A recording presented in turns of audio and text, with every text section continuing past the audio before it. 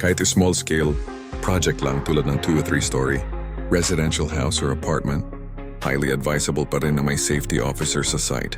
Totoo, maraming small contractors ang nag-i-skip nito para makatipid, pero sa actual, mas malaki ang naiiwasan mong problema kapag may safety officer. Sila ang nagbabantay na nasusunod ang basic safety rules. Proper use ng PPE, maayos na access sa site, at tamang galaw ng mga tao.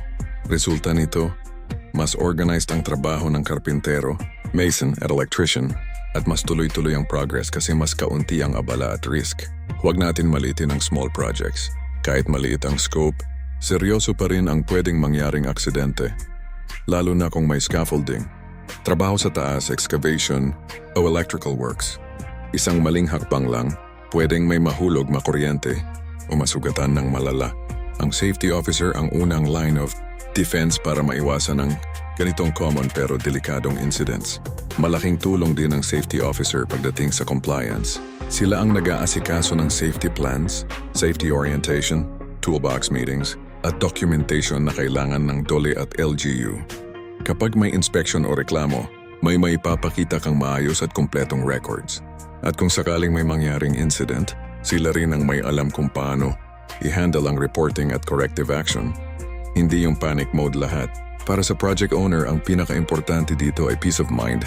Kahit hindi ka araw-araw nasa site, alam mong may taong nakafocus lang sa kaligtasan ng mga tao at sa kaayusan ng trabaho.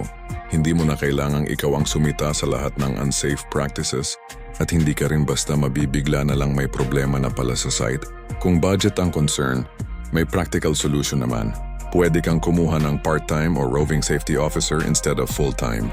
Mas cost-effective ito pero may sapat ka pa ring safety oversight. Ang mahalaga, malinaw na may safety system at may taong may authority na magpatupad nito. Ngayon, kung may worker na ayaw sumunod sa safety rules, dapat malinaw ang stance ng project owner. Full support sa safety officer at agarang disiplina. Pinakamasamang gawin ang palampasin ang violation.